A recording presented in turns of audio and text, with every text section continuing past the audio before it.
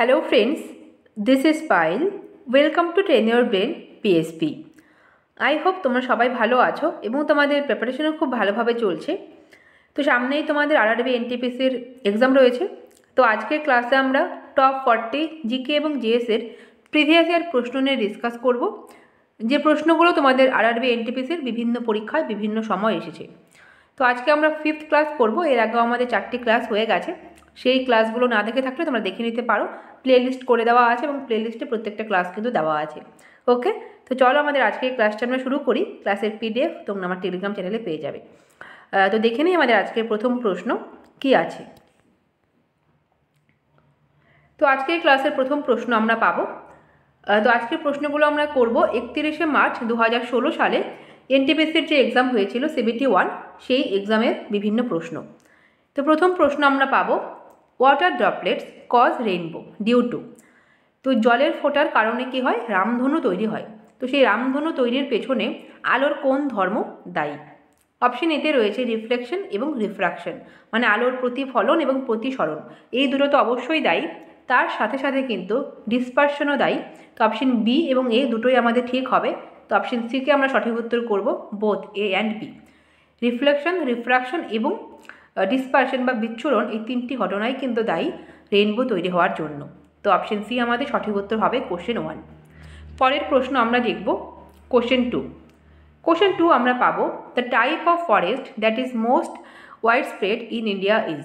তো ভারতবর্ষে কোন ধরনের বনভূমি সবথেকে বেশি পরিমাণে পাওয়া যায়? এভারগ্রিন, এভারগ্রিনের থেকে আমরা বেশি পাবো কিন্তু ময়েস্ট ডেসিডুয়াস বা ক্রান্তীয় আর্দ্র পর্ণমোচী। অপশন বি আমাদের সঠিক উত্তর হবে।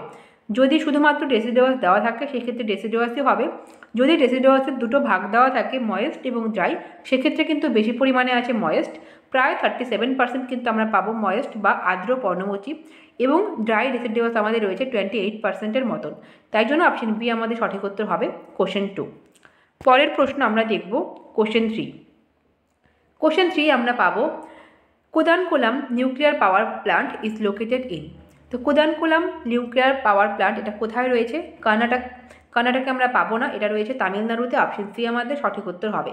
তামিলনাড়ুতে দুটো নিউক্লিয়ার পাওয়ার প্ল্যান্ট রয়েছে, তার মধ্যে একটি কুদানকুলাম এবং আরেকটি কিন্তু রয়েছে কালপাক্কাম। ওকে, অন্ধ্রপ্রদেশ এবং কেরালাতে কোনো রকম কোনো পাওয়ার প্ল্যান্ট নেই, এবং কর্ণাটকে তুমি যে পাওয়ার প্ল্যান্ট পাবে তার নাম কিন্তু কাইগা পাওয়ার প্ল্যান্ট। ওকে, এবং কেরালা এবং অন্ধ্রপ্রদেশে কিন্তু কোনো রকম কোনো পাওয়ার প্ল্যান্ট নেই। তো কোশ্চেন 3-এর উত্তর আমাদের হয়ে গেল অপশন সি, তামিলনাড়ু। নেক্সট প্রশ্ন question 4। Hindustan socialist Republican association বা HSRA ওয়াজ ফাউন্ডেড বাই। তো অপশন সি আমাদের সঠিক উত্তর হবে ভগৎ সিং, তিনি তৈরি করেছিলেন HSRA। তো প্রথমে এটার নাম ছিল কিন্তু হিন্দুস্তান রিপাবলিকান অ্যাসোসিয়েশন বা HRA, যেটা তৈরি করেছিলেন শচীন্দ্রনাথ সান্যাল, এবং পরবর্তীকালে ভগৎ সিং এবং চন্দ্রশেখর আজাদ তারা কিন্তু সোশ্যালিস্ট এই শব্দটিকে যোগ করেন, এবং তার সঙ্গে কিন্তু সোশ্যালিস্টের যে মতবাদ সেই মতাদর্শকে কিন্তু যোগ করেন। তো অপশন সি সেজন্য আমাদের সঠিক উত্তর হবে। যদি চন্দ্রশেখর আজাদ থাকতো সেক্ষেত্রে কিন্তু দুজনই কিন্তু হতেন। ওকে, তো অপশন সি আমরা সঠিক উত্তর করলাম। সুভাষচন্দ্র বসু যদি আমরা দেখে নিই, উনি তৈরি করেছিলেন আজাদ হিন্দ ফৌজ, তার সাথে সাথে তিনি কিন্তু ফরওয়ার্ড ব্লকও তৈরি করেন। VD সাভারকর তিনি তৈরি করেছিলেন মিত্র মেলা, যেটা পরবর্তীকালে অভিনব ভারত নামে পরিচিত হয়, এবং ভগৎ সিং আমরা দেখে নিলাম HSRA। তো কোশ্চেন 4 আমাদের অপশন সি হলো। পরের প্রশ্ন আমরা দেখব কোশ্চেন 5। কোশ্চেন 5 আমরা পাবো, the maximum number of columns in new MS Excel worksheet is. তো নিউ MS এক্সেল ওয়ার্কশিটে ম্যাক্সিমাম কতগুলো আমরা কলাম নিতে পারি? তো অপশন ডি আমাদের সঠিক উত্তর হবে 2 টু দি পাওয়ার 14 আমরা সঠিক উত্তর করব, এবং 2 টু দি পাওয়ার 20 যদি আমরা দেখি সেটা কিন্তু হয়ে যাবে ম্যাক্সিমাম নাম্বার অফ রো। কতগুলো রো নিতে পারি ম্যাক্সিমাম, সেটা হয়ে যাবে অপশন এ, এবং যদি জিজ্ঞেস করা হয় কতগুলো কলাম, সেক্ষেত্রে কিন্তু আমাদের হয়ে যাবে অপশন ডি 2 টু দি পাওয়ার 14। ওকে, তো 5-এর উত্তর হয়ে গেল অপশন ডি। পরের প্রশ্ন আমরা দেখব কোশ্চেন 6। কোশ্চেন 6 আমরা পাবো, গ্যালন ইজ কমনলি ইউজড। তো গ্যালন আমরা সাধারণত ব্যবহার করে থাকি কি পরিমাপ করার ক্ষেত্রে? তো লিটার যেমন আমরা ইন্ডিয়ার ক্ষেত্রে ব্যবহার করে থাকি, ঠিক সেরকমই কিন্তু গ্যালন এটা কিন্তু ভলিউম পরিমাপ করার একটি ব্রিটিশ ইউনিট। তো অপশন সি আমাদের সঠিক উত্তর হবে। এটা কিন্তু আমরা আয়তন বা ভলিউমকে পরিমাপ করতে ব্যবহার করে থাকি গ্যালন। ওকে, তো কোশ্চেন 6 আমরা অবশ্যই করে নিলাম অপশন সি। পরের প্রশ্ন আমরা দেখব কোশ্চেন 7। কোশ্চেন 7 আমরা পাবো, which one of the following countries does not have football as their national sports? তো নিচের কোন দেশের জাতীয় খেলা ফুটবল নয়? অপশন এতে রয়েছে ঘানা, হাঙ্গেরি এবং মরিশাস, এদের প্রত্যেকের জাতীয় খেলা কিন্তু ফুটবল। তো আর্জেন্টিনা আমাদের সঠিক উত্তর হবে। আর্জেন্টিনার জাতীয় খেলা কিন্তু আমরা পাবো প্যাটো। ওকে, প্যাটো, এর মধ্যে দুটো খেলার মিশ্রণ রয়েছে, যেরকম পোলো রয়েছে পি থেকে, এবং আমরা কিন্তু আরেকটা পাবো বাস্কেটবল। পোলো এবং বাস্কেটবল এই দুটো খেলা মিলে কিন্তু তৈরি করেছে প্যাটো। এখানে বাস্কেটবলে খেলা হয় কিন্তু ঘোড়ায় চড়ে, যেরকম আমরা দেখি পোলো খেলাটি হয় ঘোড়ায় চড়ে, ঠিক সেরকমই কিন্তু ঘোড়ায় চড়ে বাস্কেটবল খেলা হয় এবং তার নাম কিন্তু প্যাটো, যেটা আমরা পাবো আর্জেন্টিনাতে। তো অপশন সি আমাদের সঠিক উত্তর হবে। এখানে কিন্তু ফুটবল জাতীয় খেলা হিসেবে নেই। ওকে, তো 7-এর উত্তর আমরা অবশ্যই করলাম অপশন সিকে। পরের প্রশ্ন আমরা দেখব কোশ্চেন 8। কোশ্চেন 8 আমরা পাবো, Kurukshetra the famous battlefield mentioned in Mahabharata was located near. তো কুরুক্ষেত্র খুব বিখ্যাত যুদ্ধক্ষেত্র, যেটা অবশ্যই মহাভারতে রয়েছে। সেই মহাভারতের যে কুরুক্ষেত্রে যুদ্ধ হয়েছিল, সেই কুরুক্ষেত্র এটা রয়েছে কোন শহরের কাছে? রাওয়ালপিন্ডি, মিরাট, নিউ দিল্লি, এরা প্রত্যেকেই কিন্তু কুরুক্ষেত্রের পাশাপাশিই রয়েছে, কিন্তু সবথেকে কাছে মোটামুটি 50 কিলোমিটারেরও কম বা দূরত্বের যেটা রয়েছে সেটা কিন্তু আম্বালা সিটি। তো অপশন ডি আমাদের সঠিক উত্তর হবে আম্বালা, এটা কুরুক্ষেত্রের সবথেকে কাছে রয়েছে। ওকে, এই 4টি অপশনের মধ্যে। তো এইটির উত্তর আমরা অবশ্যই করলাম অপশন ডিকে। তো পরের প্রশ্ন আমরা দেখে নেব কোশ্চেন 9। কোশ্চেন 9 আমরা পাবো, the most active ingredient in bleaching powder is. তো ব্লিচিং পাউডারের মধ্যে যে ইনগ্রেডিয়েন্ট সবথেকে বেশি অ্যাক্টিভ সেটা কোনটি? সেটা হয়ে যাবে ক্যালসিয়াম হাইপোক্লোরাইড। তো অপশন বি আমাদের সঠিক উত্তর হয়ে যাবে অপশন বি। ওকে, তো এর যদি আমরা সংকেতটা দেখি সেটা কিন্তু আমরা পাবো CaClO2 হোল2 কিন্তু আমাদের রয়েছে ক্যালসিয়াম হাইপোক্লোরাইডের সংকেত, এবং এটা ব্লিচিং পাউডারের মধ্যে কিন্তু সবথেকে অ্যাক্টিভ ইনগ্রেডিয়েন্ট হিসেবে থাকে। তো 9-এর উত্তর আমাদের হয়ে গেল। পরের প্রশ্ন আমরা দেখব কোশ্চেন 10। কোশ্চেন 10 আমরা পাবো, Virat Kohli was honoured with Arjuna award in the year. তো বিরাট কোহলি, তিনি অর্জুন অ্যাওয়ার্ড তাকে দেওয়া হয় কত সালে? তো অপশন সি আমাদের সঠিক উত্তর হবে 2013 সালে কিন্তু অর্জুন পুরস্কার পান বিরাট কোহলি। তো তোমাদের একটা হোমওয়ার্ক থাকবে কি বিরাট কোহলি কত সালে ভারতবর্ষের খেলার ক্ষেত্রে যে সর্বোচ্চ পুরস্কার মেজর ধ্যানচাঁদ খেলরত্ন পুরস্কার, সেটা তিনি কত সালে পান? ওকে, তোমাদের এটা হোমওয়ার্ক থাকলো, তোমরা অবশ্যই কমেন্ট করে জানাবে। তো কোশ্চেন 10 আমাদের অপশন সি হয়ে গেল। এবার আমরা দেখব, তো পরের প্রশ্ন আমরা পাবো question 11। The instrument use to determine the rotational speed is called. তো যে যন্ত্রের সাহায্যে আমরা রোটেশনাল স্পিড বা ঘূর্ণন গতিকে পরিমাপ করি তাকে আমরা কি বলবো? অপশন এতে রয়েছে স্পিডোমিটার। স্পিডোমিটার দিয়ে কিন্তু আমরা ইনস্ট্যান্ট স্পিডকে পরিমাপ করি। তো অপশন বি আমাদের সঠিক উত্তর হবে ট্যাকোমিটার। ট্যাকোমিটার দিয়ে আমরা কিন্তু রোটেশনাল স্পিডকে পরিমাপ করতে পারি। তো অপশন বিকে আমরা সঠিক উত্তর করলাম। অপশন সিতে রয়েছে অ্যানিমোমিটার। অ্যানিমোমিটার দিয়ে আমরা বায়ুর যে গতিবেগ তাকে পরিমাপ করতে পারি, এবং ক্রোনোমিটার দিয়ে কিন্তু আমরা টাইম মেজার করতে পারি। তো 11-এর উত্তর আমরা অপশন বিকে করে নিলাম। পরের প্রশ্ন আমরা দেখব কোশ্চেন 12। কোশ্চেন 12 আমরা পাবো, slave dynasty was founded by. তো দাস রাজবংশ এটা প্রতিষ্ঠা করেছিলেন কে? মোহাম্মদ ঘুরি। তো মোহাম্মদ ঘুরির যিনি স্লেভ ছিলেন কুতুবউদ্দিন আইবক, তিনি কিন্তু দিল্লি সুলতানি যুগের প্রথম বংশ স্লেভ ডাইনাস্টি বা দাস বংশটাকে প্রতিষ্ঠা করেন। তো অপশন সি আমাদের সঠিক উত্তর হবে। গিয়াসুদ্দিন তুগলক, তিনি তুগলক বংশের প্রতিষ্ঠা করেন, যেটা অবশ্যই দিল্লি সুলতানি যুগের একটি খুব ইম্পর্টেন্ট ডাইনাস্টি ছিল। জালাউদ্দিন খিলজি, তিনি খিলজি বংশের প্রতিষ্ঠাতা ছিলেন, এবং মোহাম্মদ ঘুরি আমরা দেখলাম তার স্লেভই কিন্তু কুতুবউদ্দিন আইবক ছিলেন, এবং তিনি স্লেভ ডাইনাস্টির ফাউন্ডার ছিলেন। তো 12 আমাদের অপশন সি হলো। পরের প্রশ্ন আমরা দেখব কোশ্চেন 13। কোশ্চেন 13 আমরা পাবো, when did Bangladesh become an independent parliamentary democracy. তো বাংলাদেশ কত সালে স্বাধীন হয়? প্রত্যেকেই জানো 1971 সালে। এবার তোমাকে কিন্তু ইয়ারটা দিয়েছে এবং তার সাথে সাথে কিন্তু মান্থও দিয়েছে। তো সেই মান্থটা ছিল অবশ্যই ডিসেম্বর। 16ই ডিসেম্বর বাংলাদেশ স্বাধীন হয়, এবং 16ই ডিসেম্বর কিন্তু বাংলাদেশে বিজয় দিবস হিসেবে সেলিব্রেট করা হয়। তো অপশন বি আমাদের সঠিক উত্তর হবে ডিসেম্বর 1971। কোশ্চেন 13 আমরা করে নিলাম। পরের প্রশ্ন আমরা পাবো question 14। A person with blood group A B. তো কোনো একজন মানুষ যার ব্লাড গ্রুপ রয়েছে এ বি, তো সে কী করতে পারে? তো অপশন সি আমাদের সঠিক উত্তর হবে can receive blood from any group. তো এ বি মানে কি সর্বজনীন গ্রাহিতা, সে কিন্তু সবার থেকে ব্লাড নিতে পারবে। তো অপশন সি আমাদের সঠিক উত্তর হয়ে গেল, সবার থেকে সে ব্লাড নিতে পারবে। যদি আমরা দেখি is called universal donor, universal donor কিন্তু আমরা পাবো ব্লাড গ্রুপ ওকে, যে সবাইকে ব্লাড দিতে পারবে, এবং তার উল্টো হয়ে যাবে এবি, যে সবার থেকে ব্লাড নিতে পারবে। তো অপশন সি এর মধ্যে সঠিক উত্তর হবে কোশ্চেন 14। পরের প্রশ্ন আমরা দেখব কোশ্চেন 15। কোশ্চেন 15 আমরা পাবো under the Indian constitution legislative powers are vested with the. তো ভারতের সংবিধানে আমরা দেখব কি আইন প্রণয়নের যে ক্ষমতা বা লেজিসলেটিভ পাওয়ার সেটা কার উপর রয়েছে? President, prime minister, council of minister. এটা কিন্তু প্রত্যেকেই আমরা দেখব এক্সিকিউটিভের মধ্যে পড়বে। তো লেজিসলেটিভ বা আইন প্রণয়নের ক্ষমতা কিন্তু শুধুমাত্র রয়েছে পার্লামেন্টের। অপশন ডি আমাদের সঠিক উত্তর হবে কোশ্চেন 15। পরের প্রশ্ন আমরা দেখব কোশ্চেন 16। কোশ্চেন 16 আমরা পাবো when a person can see only nearby objects the condition is called. তো যখন কোনো মানুষ শুধুমাত্র কাছের জিনিস দেখতে পায়, দূরের জিনিস দেখতে পায় না, সেই অবস্থাকে আমরা কি বলবো? সেই অবস্থাকে আমরা বলবো মায়োপিয়া। অপশন বি আমাদের সঠিক উত্তর হবে। এবং এর উল্টো একদম যদি আমরা দেখি সিচুয়েশন, সেটা হচ্ছে গিয়ে দূরের জিনিস দেখতে পায় এবং কাছের জিনিস দেখতে পায় না, সেটা কিন্তু হয়ে যাবে হাইপার মেট্রোপিয়া। তো অপশন বি আমরা করলাম মায়োপিয়া, এবং এই মায়োপিয়াকে ঠিক করার জন্য কিন্তু আমরা কনকেভ লেন্স ব্যবহার করে থাকবো, এবং হাইপার মেট্রোপিয়ার ক্ষেত্রে আমরা কনভেক্স লেন্স ব্যবহার করে থাকবো। দুটো একসাথে মনে রাখবে, তাহলে কিন্তু মনে রাখতে সুবিধা হবে। কাছের জিনিস হলে মায়োপিয়া, অপশন বি। পরের প্রশ্ন আমরা দেখব কোশ্চেন 17। কোশ্চেন 17 আমরা পাবো which of the following statement is true. তো নিচের কোন স্টেটমেন্টটি সঠিক? অপশন এতে রয়েছে global warming and climate change are two different issue. তো গ্লোবাল ওয়ার্মিং এবং ক্লাইমেট চেঞ্জ এরা কিন্তু অবশ্যই ডিফারেন্ট ইস্যু নয়, এটা কিন্তু একই ইস্যু, কারণ গ্লোবাল ওয়ার্মিংয়ের জন্যই কিন্তু ক্লাইমেটের চেঞ্জ হচ্ছে। তো অপশন এ তো আমাদের একদমই ট্রু নয়। অপশন বিতে রয়েছে global warming will reduce the annual build up of glacier ice. তো অপশন বি আমাদের একদম সঠিক। গ্লোবাল ওয়ার্মিংয়ের জন্য কিন্তু আমরা দেখতে পাবো যে আমাদের হিমবাহের যে বরফ রয়েছে সেটা কিন্তু রিডিউস হবে, যেটা তৈরির যে হার সেটা কিন্তু অবশ্যই কমবে, কারণ গ্লোবাল ওয়ার্মিং মানেই হচ্ছে গিয়ে গরম বাড়ছে, উষ্ণতা বাড়ছে, এবং তার সাথে সাথে কিন্তু অবশ্যই হিমবাহের যে বরফ সেটা কিন্তু তৈরি কম হচ্ছে। তো অপশন বি আমাদের সঠিক উত্তর হবে।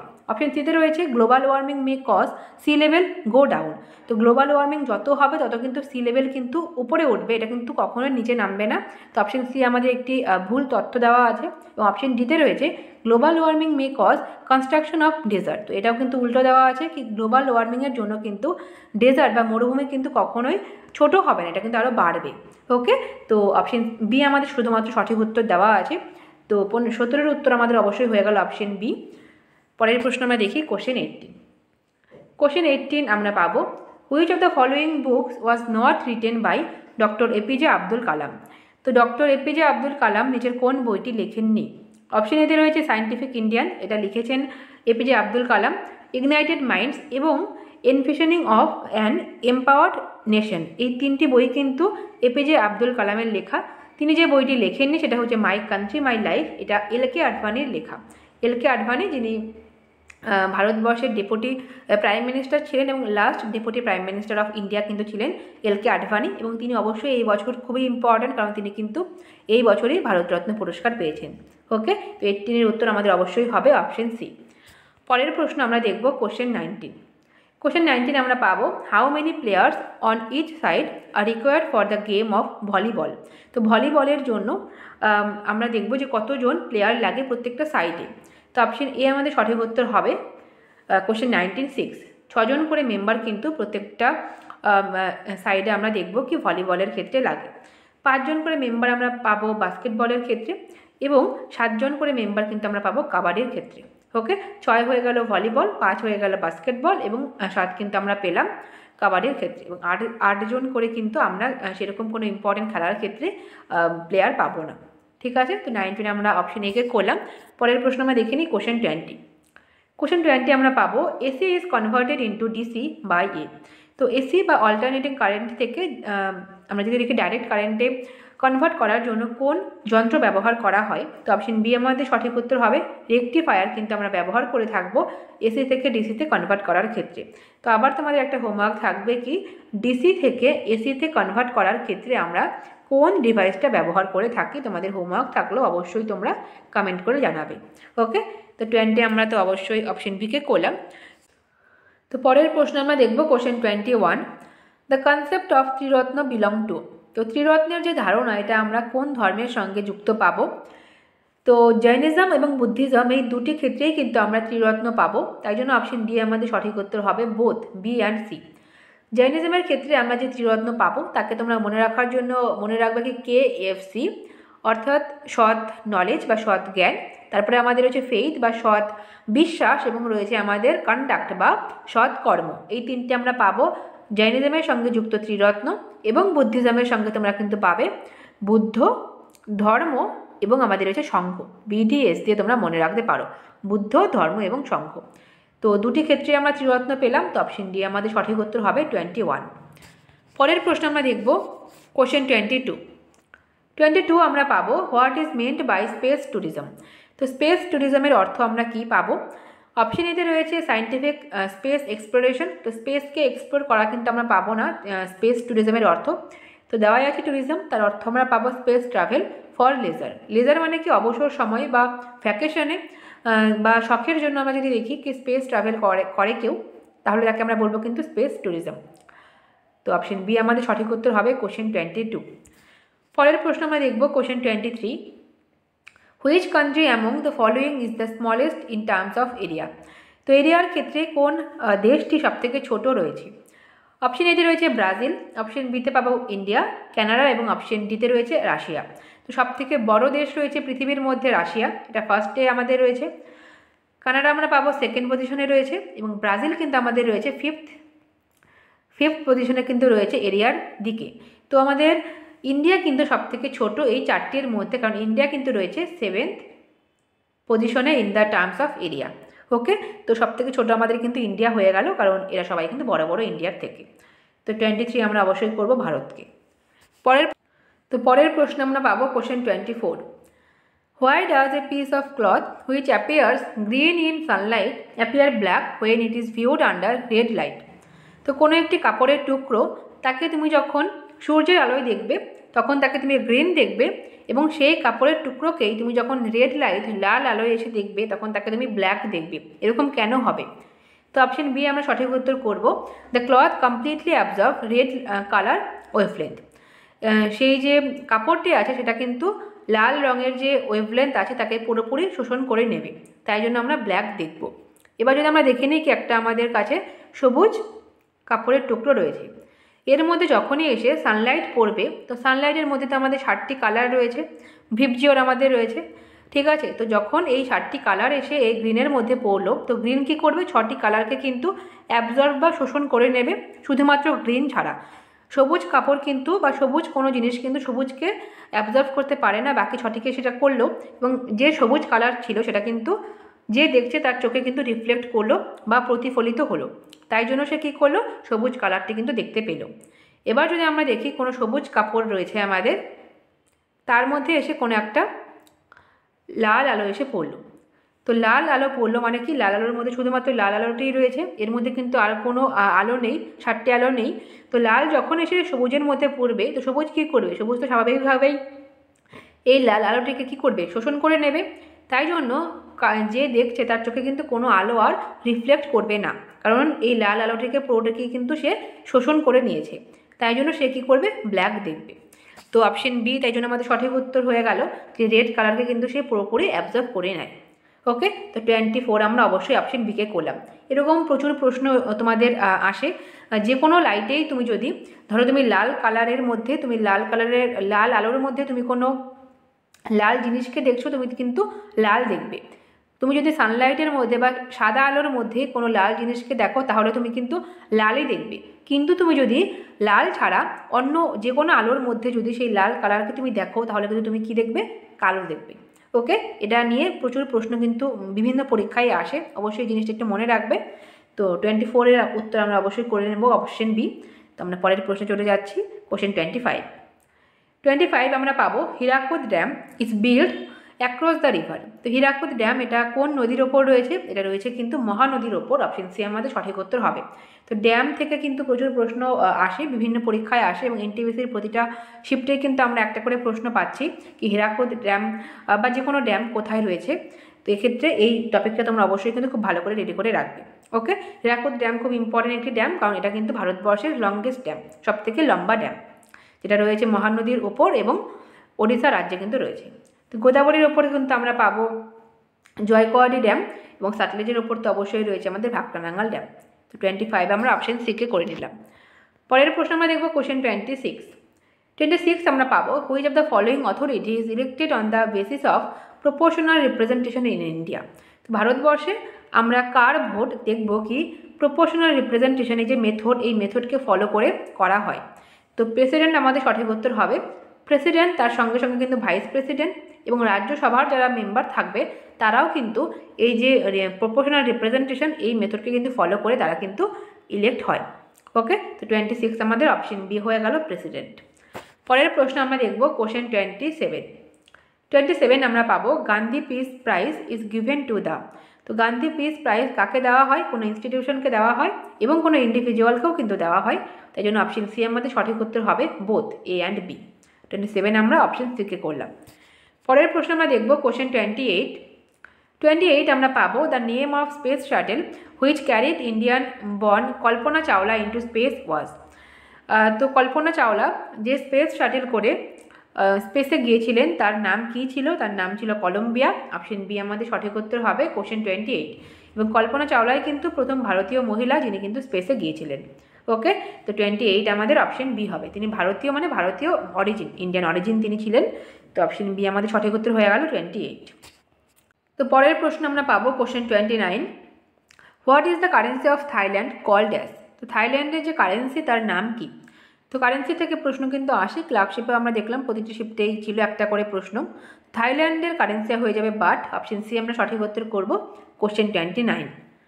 পরের প্রশ্ন আমরা দেখব question 30 which of the following is the name of medieval Indian book on mathematics. তো মধ্যযুগে ম্যাথমেটিক্সের ওপর, অঙ্কের ওপর লেখা একটা বইয়ের নাম কী ছিল? তো অপশন বি আমাদের সঠিক উত্তর হবে লীলাবতী ছিল একটি অঙ্কের ওপর লেখা বই, এবং যেটাকে পরবর্তীকালে আমরা দেখব কি ফৈজি কিন্তু আকবরের রাজসভার যিনি একজন লেখক ছিলেন ফৈজি, তিনি কিন্তু এই লীলাবতীকে কিন্তু ট্রান্সলেট করবেন। ওকে, সংস্কৃত থেকে তিনি কিন্তু ট্রান্সলেট করেন এই লীলাবতীকে। ওকে, 30 উত্তর আমাদের অবশ্যই হয়ে গেল অপশন বি লীলাবতী, যেটা একটা ম্যাথমেটিক্সের ওপর বই। তো পরের প্রশ্ন আমরা দেখব কোশ্চেন 31 আমরা পাবো which of the following acid is predominantly found in tomatoes.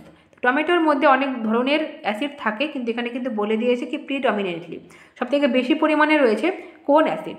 তো অ্যাসিটিক অ্যাসিড আমরা পাবো ভিনিগারের ক্ষেত্রে, টার্টারিক অ্যাসিড আমরা পাবো টামারিন বা তেঁতুলের ক্ষেত্রে, অক্সালিক অ্যাসিড আমাদের সঠিক উত্তর হবে, যেটা আমরা পাবো কিন্তু টমেটোর মধ্যে মেনলি রয়েছে টমেটোর মধ্যে অক্সালিক অ্যাসিড। এছাড়াও কিন্তু সাইট্রিক অ্যাসিডও থাকে এবং অন্যান্য অ্যাসিডও থাকে, কিন্তু বেশি পরিমাণে রয়েছে অক্সালিক অ্যাসিড। তো অপশন সি আমাদের সঠিক উত্তর হবে। ল্যাকটিক অ্যাসিড আমরা কোথায় পাবো? আমরা পাবো কিন্তু দইয়ের মধ্যে, ঠিক আছে, কার্ডের মধ্যে কিন্তু আমরা পাবো ল্যাকটিক অ্যাসিড। তো 31 আমাদের অবশ্যই হবে অপশন সি। তো পরের প্রশ্ন আমরা দেখব question 32 Namami Gange project announced by prime minister Narendra Modi in. তো নরেন্দ্র মোদী তিনি নমামি গঙ্গে এই প্রজেক্টটা অ্যানাউন্স করেছিলেন কত সালে? 2014 সালে তিনি অ্যানাউন্স করেছিলেন। তো অপশন এ আমাদের সঠিক উত্তর হবে কোশ্চেন 32। পরের প্রশ্ন আমরা দেখব question 33 headquarters of national aeronautics and space administration বা নাসা ইজ লোকেটেড ইন। তো নাসা তার হেডকোয়ার্টার কোথায় রয়েছে? এটা আমরা পাবো ওয়াশিংটন ডিসি। অপশন বি আমাদের সঠিক উত্তর হবে। আমেরিকার একটি স্পেস এজেন্সি নাসা, তার হেডকোয়ার্টার আমরা পেলাম ওয়াশিংটন ডিসিতে। এবং নাসার যদি আমরা দেখি ফাউন্ডিং ইয়ার, সেটা কিন্তু হয়ে যাবে আমাদের 1958। ওকে, 1958 হয়ে যাবে নাসার আমরা যদি দেখি ফাউন্ডিং ইয়ার। এবং ভারতবর্ষের ক্ষেত্রে আমাদের রয়েছে ইসরোটা আমরা একটু দেখে রাখি কি ইসরোর ফাউন্ডিং ইয়ার ছিল 1969 এবং ইসরোর হেডকোয়ার্টার কিন্তু রয়েছে ব্যাঙ্গালোরে, ঠিক আছে, কর্ণাটকের ব্যাঙ্গালুরুতে আমরা পাবো কিন্তু ইসরোর হেডকোয়ার্টার। তো এক্ষেত্রে আমাদের উত্তর হয়ে গেল অপশন বি। পরের প্রশ্ন আমরা দেখে নিই কোশ্চেন 34 আমরা পাবো which of the following city is known as land of 7 island. তো ল্যান্ড অফ 7 আইল্যান্ড নামে পরিচিত কোন শহরটি? অপশন বি আমাদের সঠিক উত্তর হবে মুম্বাই শহরটি কিন্তু পরিচিত ল্যান্ড অফ 7 আইল্যান্ড নামে।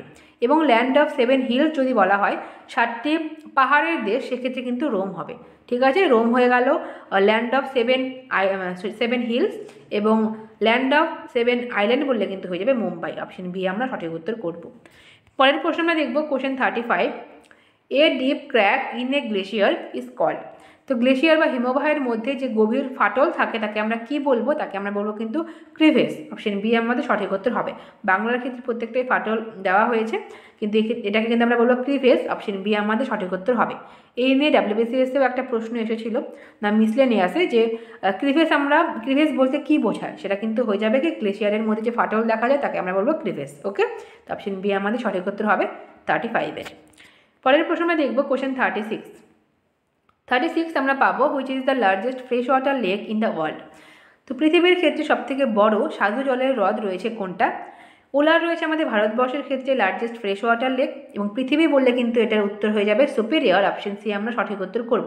সুপিরিয়র কিন্তু স্বাদু জলের যে লেকগুলো রয়েছে তার মধ্যে সবথেকে বড়। ওকে, তো অপশন সি আমাদের সঠিক উত্তর হবে 36।